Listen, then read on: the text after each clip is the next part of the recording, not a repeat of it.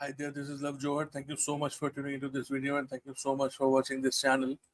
In this video, we will understand what is audit planning.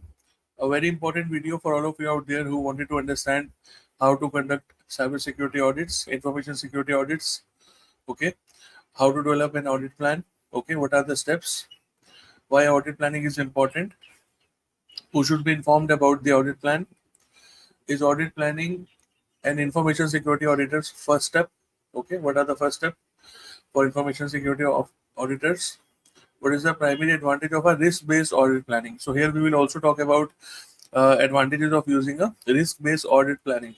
A very important. What is the first step to conduct a data center review? So this is a small example. And what is the first step in a risk-based audit planning approach? Okay, so very important video. Please watch carefully. And as always, any questions, please ask in the comment section. Thank you so much for tuning in. Stay tuning in at the end, please.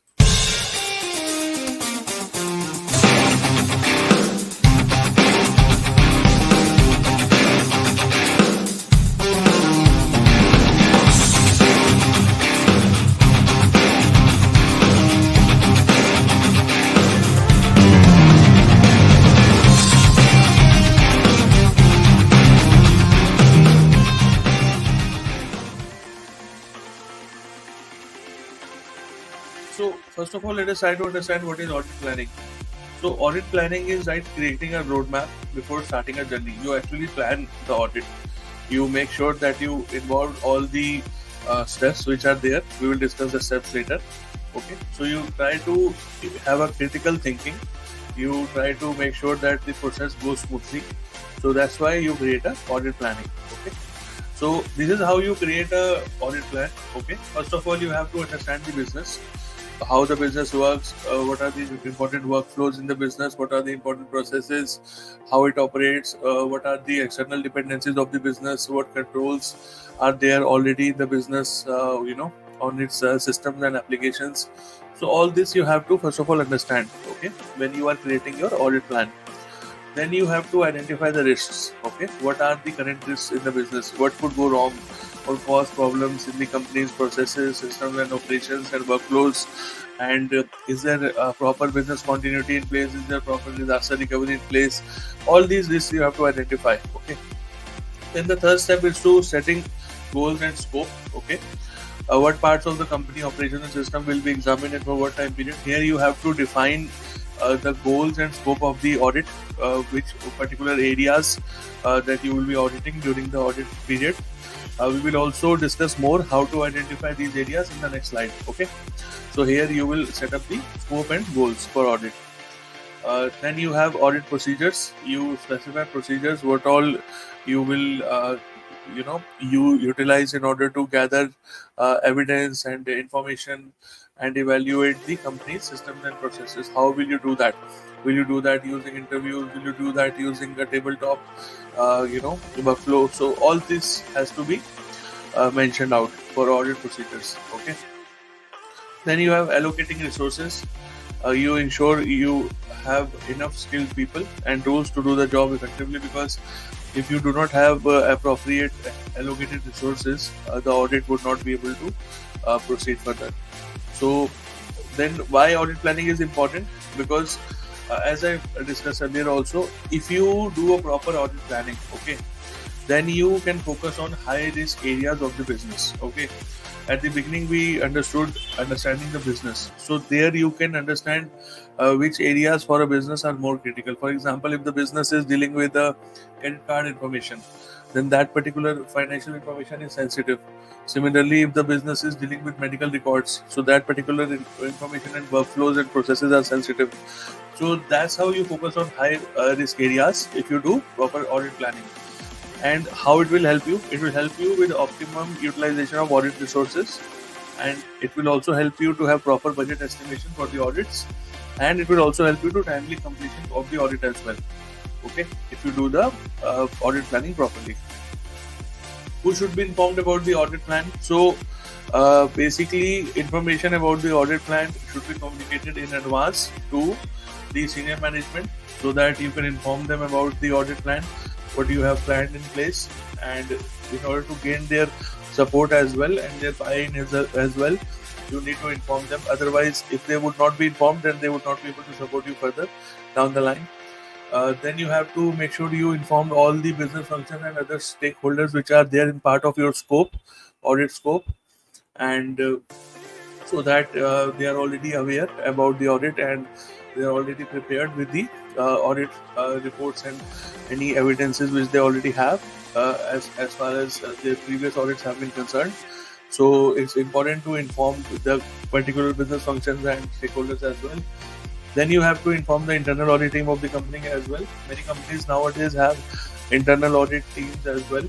So you have to make sure that you inform them about your audit plan. You have to make sure that you can effectively utilize the resources during this period, and you might need their support as well. So in order to have a better resource planning, the internal audit team needs to be informed upfront as well. Okay.